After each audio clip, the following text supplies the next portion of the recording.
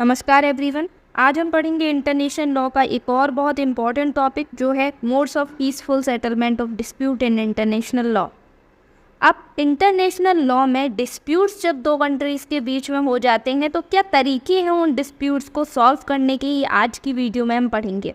देखिए, international law की जितनी भी वीडियोस हैं, जितने भी इम्पोर्टेंट टॉपिक हैं, उनकी सीरीज़ बाई सीरीज़ मैं आपकी अपने चैनल पर प्रोवाइड करवाती जा रही हूँ आपके लिए। अब आपको क्या करना है, उन सीरीज़ को ध्यान से देखना है। अगर आपका क्वेश्चन है कोई तो आप कमेंट सेक्शन में पूछ सकते हैं। मुझे जैसे ही टाइम मिलता है मैं उन टॉपिक्स पर वीडियो ज़रूर बनाती हूँ। और बाकी आप चैनल को सब्सक्राइब कर लीजिए। अगर आपको कोई भी इम्पॉर्टेंट टॉपिक से रिलेटेड वीडियो चाहिए तो प्लीज़ मुझे कमेंट सेक्शन में ज़रूर बताइएगा।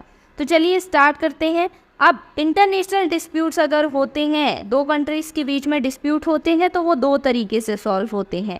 दो तरीके से जो डिस्प्यूट है इंटरनेशनल लॉ में वो बताए गए हैं, सॉल्व होते हैं। एक हो सकता है पैसिव तरीका, एक होता है नॉन पैसिव। अब नॉन पैसिव तरीका और पैसिव तरीका क्या है? पैसिव मतलब पीसफुल तरीके से आप किसी डिस्प्यूट को सॉल्व कर सकते हो, और एक है कि आप अग्रेशन से किसी डिस्प्यूट को सॉल्व कर सकते हो। तो दोनों ही तरीके से इंटरनेशनल लॉ में डिस्प्यूट तो सॉल्व हो जाते हैं। तो इन्हीं दोनों तरीकों को आज हम इंटरनेशनल लॉ में पढ़ेंगे। सबसे पहले पीसफुल सेटलमेंट, क्योंकि ये बहुत इंपॉर्टेंट। अब आपको मैं बता देती हूँ कि ये जो इंटरनेशनल डिस्प्यूट्स को सॉल्व करने का है तरीका है, ये यूनाइटेड नेशन के चार्टर एक्ट 1945 के आर्टिकल 33 के चैप्टर 4 में ऑलरेडी दिया हुआ है। इसमें सर्टेन मोड्स बताए हुए हैं, सर्टेन तरीके बताए हुए हैं कि जब दो स्टेट्स, यानी कि स्टेट का मतलब क्या होता है, जब दो कंट्रीज़ या ऑर्गेनाइजेशंस के बीच में कोई डिस्प्यूट होता है तो इसको रिजॉल्व करने के हार्मलेसली और हार्मोनियसली क्या तरीके हो सकते हैं। तो सबसे पहला जो तरीका आता है वो है नेगोशिएशन। नेगोशिएशन क्या होता है? नेगोशिएशन होता है जी बार्गेनिंग। आप बार्गेनिंग कर कर कोई भी सॉल्यूशन पर पहुँचते हो, उसको हम नेगोशिएशन कहते हैं।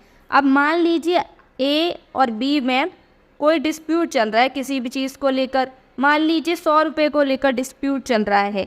अब बी कहता है कि मैंने तुम्हें 100 रुपये की मिठाई खिलाई थी। अब ए कहता है कि वो 100 रुपये की नहीं, वो 95 रुपीज़ की थी। अब ये डिस्प्यूट चल रहा है उनका। अब ये डिस्प्यूट कितने पर है? 95 और 100 रुपये पर। यहाँ पर ये दोनों नेगोशिएट करते हैं कि ना तेरी ना मेरी, मैं तुम्हें 97 रुपीज़ दे दूँगा। ठीक है, ए और बी नेगोशिएट कर कर, बार्गेन कर कर इस बात पर पहुँचते हैं कि मैं तुम्हें 97 रुपीज़ दे दूँगा। ये हुआ सिंपल सा आम तरीके से नेगोशिएशन का मतलब। अब ए और बी की जगह आप रख लीजिए कंट्रीज़ को जिनके बीच में डिस्प्यूट चल रहा है, और 97 के जगह रख लीजिए उनके डिस्प्यूट जो मैटर है उसको। तो जब दो कंट्रीज़ के बीच में कोई डिस्प्यूट चलता है और वो दो पार्टीज़ जिनके बीच में डिस्प्यूट चल रहा है वो डायरेक्ट डिस्कशन करती हैं या बार्गेन करती हैं और एक म्यूचुअली एक्सेप्टेबल एग्रीमेंट पर पहुंचती हैं, उसको हम नेगोशिएशन कहते हैं।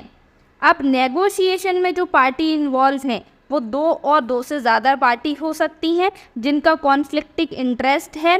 ठीक है, उसको रिजॉल्व करना है। इंटरनेशनल लॉ में वो पार्टीज नेशन स्टेट्स हो सकती है, इंटरनेशनल ऑर्गेनाइजेशन हो सकती है, या कोई भी एंटिटी हो सकती है जिसका स्पेसिफिक इंटरेस्ट उससे जुड़ा हुआ है। तो इंटरनेशनल लॉ में नेगोशिएशन में कोई भी पार्टी हो सकती है। ज़रूरी नहीं है कि वो कोई भी कंट्री हो, वो कोई ऑर्गेनाइजेशंस भी हो सकती हैं। अब नेगोशिएशन की प्रोसेस क्या है? नेगोशिएशन में क्या प्रोसेस इन्वॉल्व है? अब नेगोशिएशन कैसे होगा? वेरियस चैनल्स के थ्रू हो सकता है। आप दोनों बैठकर बायलैटरल टॉक कर सकते हैं, आपस में दोनों कंट्रीज बैठकर बातचीत कर सकती हैं। मल्टीलेटरल फोरम्स पर भी नेगोशिएशन हो सकता है, या थर्ड पार्टी के थ्रू भी नेगोशिएशन हो सकता है।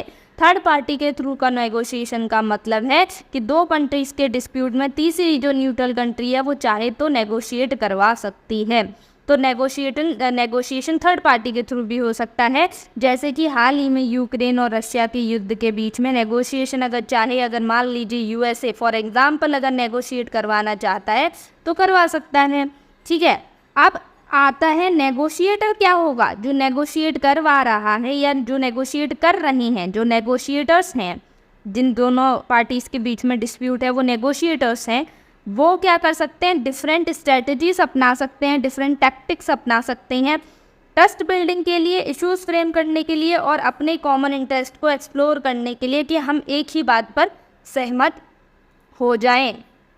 की प्रिंसिपल्स क्या है नेगोशिएशन में, कि दोनों गुड फेथ में काम करने चाहिए, कोई भी चालाकी ना दिखाए, म्यूचुअल रिस्पेक्ट करें आप अपने इंटरेस्ट की, दूसरे इंटरेस्ट की, कंसर्न्स की आप म्यूचुअल रिस्पेक्ट करें, उनकी बातों को भी सुने, फ्लेक्सिबिलिटी होनी चाहिए कि आप एक सहमति पर पहुंच सकें और ट्रांसपेरेंसी होनी चाहिए, कोई भी पार्टी किसी से कोई बात ना छुपाए। ये नेगोशिएशन के कुछ की प्रिंसिपल्स हैं जो याद रखने हैं। अब यहाँ पर नेगोशिएशन में 2 एग्जांपल्स हैं जो आप ले सकते हो। एक ईरान न्यूक्लियर डील का है। ईरान न्यूक्लियर डील में नेगोशिएशन ईरान और P5+1 कंट्रीज़ के बीच में हुआ था। P5 country United state, UK, France, Russia और चाइना और 1 जर्मनी, इनके बीच में नेगोशिएशन हुआ था। नेगोशिएशन किस चीज़ को लेकर हुआ था कि जब ईरान न्यूक्लियर पावर बन रहा था, ईरान अपना न्यूक्लियर एक्सप्लोर कर रहा था, तब जो इंटरनेशनल कम्युनिटी है उसके बीच में जो है ये कंसर्न का इशू बन गया था। अब ईरान और इन कंट्रीज़ के बीच में नेगोशिएशन हुआ, मल्टीपल राउंड्स की टॉक्स हुई और 2015 में फाइनली ये कॉम्प्रिहेंसिव एग्रीमेंट पर पहुंचे नेगोशिएशन के ज़रिए।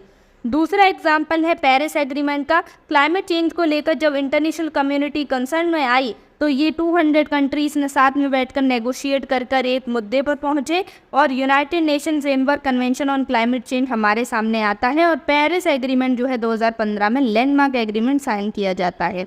तो नेगोशिएशन यहाँ पर भी हुआ। अब हम बढ़ते हैं दूसरा, नेगोशिएशन के बाद आता है हमारा गुड ऑफिस एंड मीडिएशन। अच्छा, कंसिलिएशन मीडिएशन के बाद पढ़ेंगे, क्यों पढ़ेंगे ये आपको अभी समझ में आ जाएगा। गुड ऑफिस क्या होता है, मान लीजिए ए कंट्री है और बी कंट्री है, इनके बीच में डिस्प्यूट चल रहा है, इनका डिस्प्यूट हो ही नहीं रहा है सॉल्व।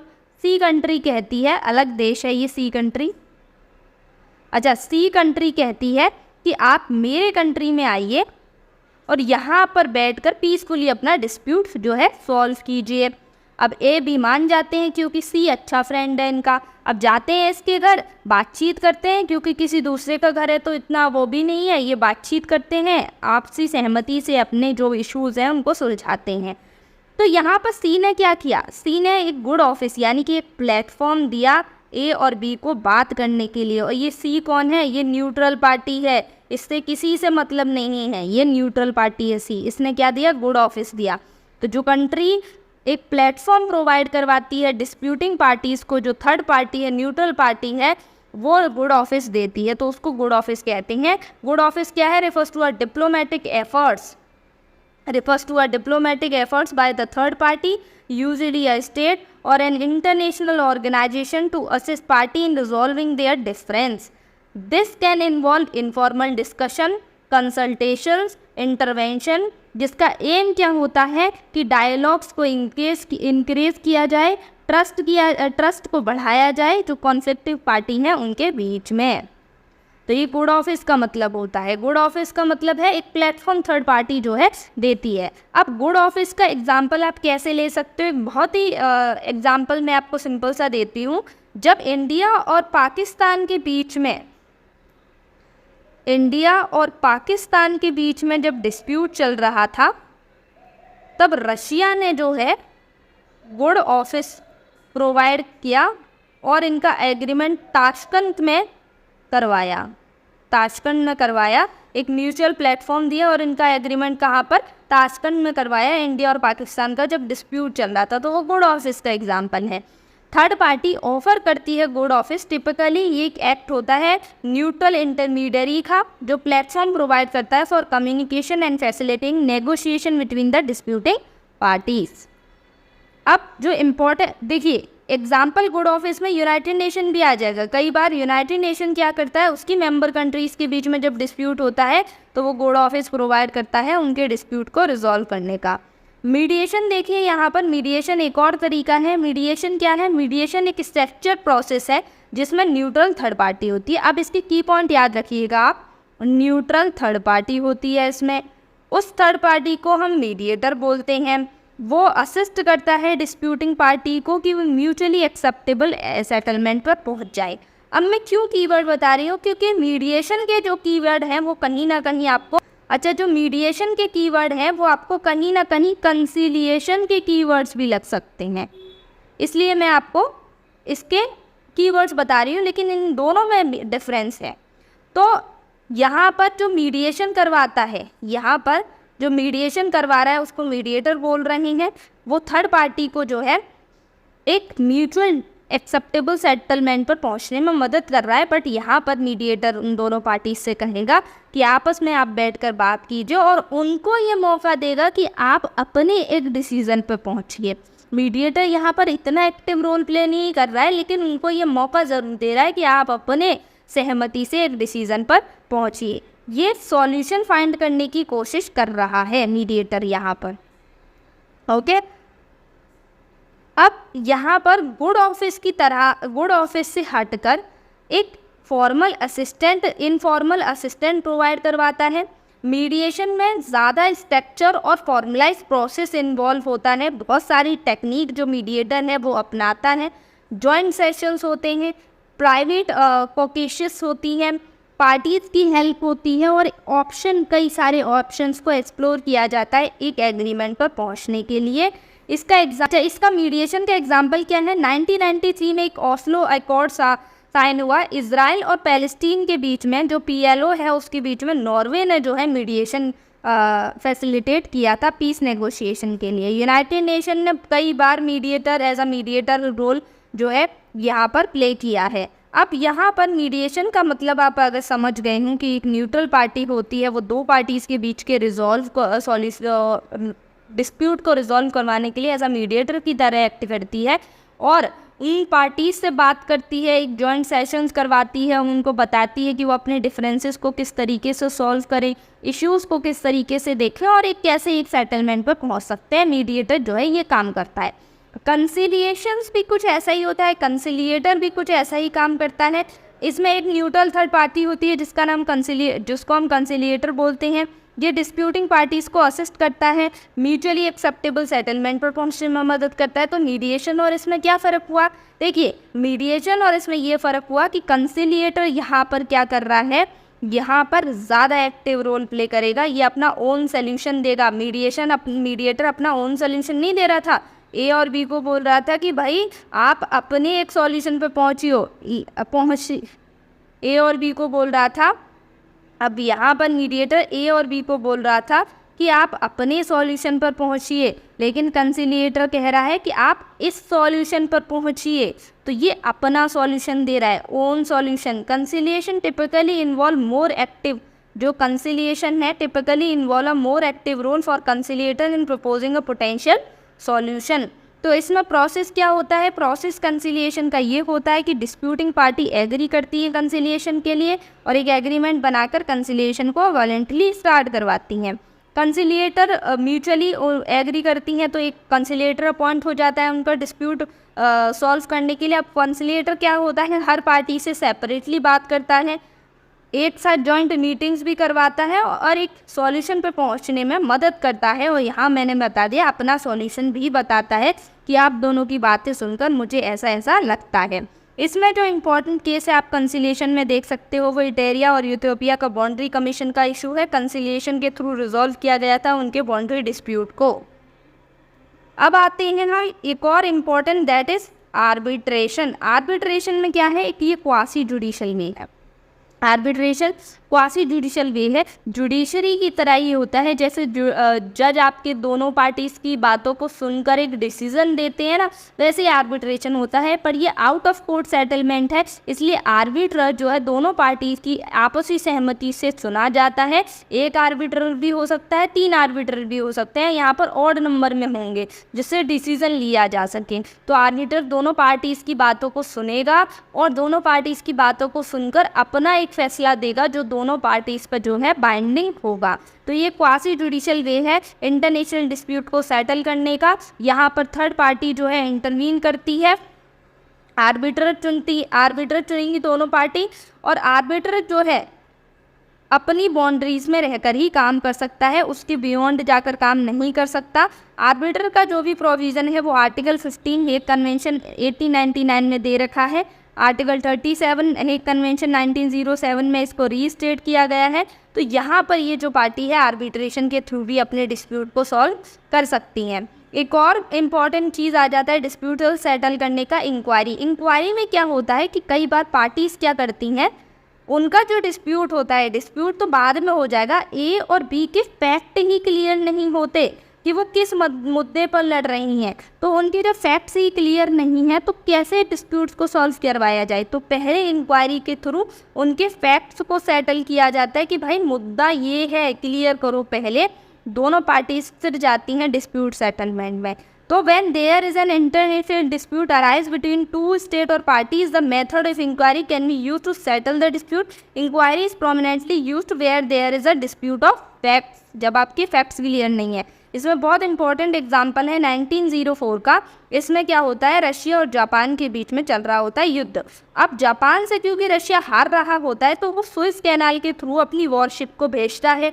अब जब बहुत सारी वॉरशिप जापान की तरफ बढ़ रही होती हैं तो कहीं से ब्रिटिश शिप जो है उनको देखती है बढ़ते हुए आगे, उसको लगता है कि भाई ये रशिया की जो शिप्स हैं वो खतरा है कहीं ना कहीं, तो ये एक इशारा देती है रुकने का, और ये इशारा को ये जो रशियन शिप है वो समझ लेती हैं वॉर का सिग्नल, तो ये ब्रिटिश शिप पर अटैक कर देती है, जिसमें ब्रिटिश के कई नागरिक मारे जाते हैं, आर्मी पर्सोनल्स मारे जाते हैं basically.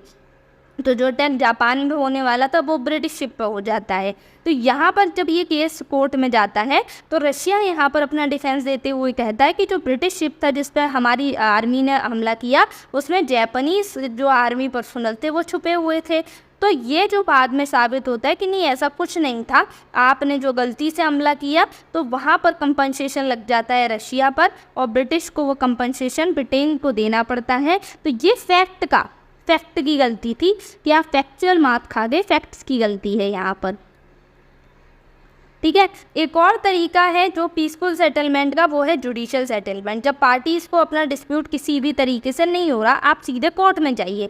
International court of justice है आपका डिस्प्यूट सॉल्व करने के लिए, और यहाँ पर ये जो इंटरनेशनल कोर्ट ऑफ जस्टिस है दो तरीके से स्टेट पार्टीज़ का डिस्प्यूट को सॉल्व करती है। एक है आपका एडवाइजरी जुरिडिक्शन, दो तरीके के जुरिडिक्शन है उसके पास। एडवाइजरी ये बाइंडिंग नहीं होता स्टेट पार्टी पे, यहाँ पर सिर्फ आपको कोर्ट एडवाइस कर सकती है डिस्प्यूटिंग पार्टीज़ को कि ऐसा ऐसा कर लीजिए, वो चाहे तो माने वो चाहे तो ना माने।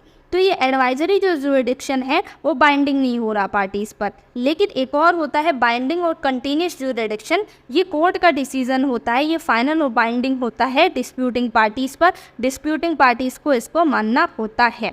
ठीक है, अब इसके बाद एक और तरीका होता है जिसको हम नॉन पैसिफिक सेटलमेंट कहते हैं, ये अगली वीडियो में पढ़ेंगे। आज की वीडियो में जिसमें हम पीसफुल सेटलमेंट पढ़ रहे हैं उसमें हमने क्या क्या पढ़ लिया उसको एक बार देखिए रिकैप कर देते हैं। तो इसमें हमने क्या पढ़ा था, इसमें सबसे पहले हमने नेगोशिएशन पढ़ा, नेगोशिएशन के बाद हमने मीडिएशन पढ़ा, गुड ऑफिस पढ़ा, फिर हमने पढ़ा कंसिलिएशन, आर्बिट्रेशन, इंक्वायरी, इंक्वायरी के बाद एक और होता है जुडिशियल डिसीजन। तो ये जो तरीके हैं ये पीसफुल सेटलमेंट के तरीके हैं। इसके बाद आते हैं नॉन पैसिफिक तरीके जो कि हम अगली वीडियो में पढ़ेंगे, जो कि बहुत इंपॉर्टेंट है आपके लिए, तो वो वीडियो ज़रूर देखिएगा। ये नॉन पैसिफिक सेटलमेंट के तरीके हैं, नॉन पैसिफिक सेटलमेंट किस तरीके से होता है।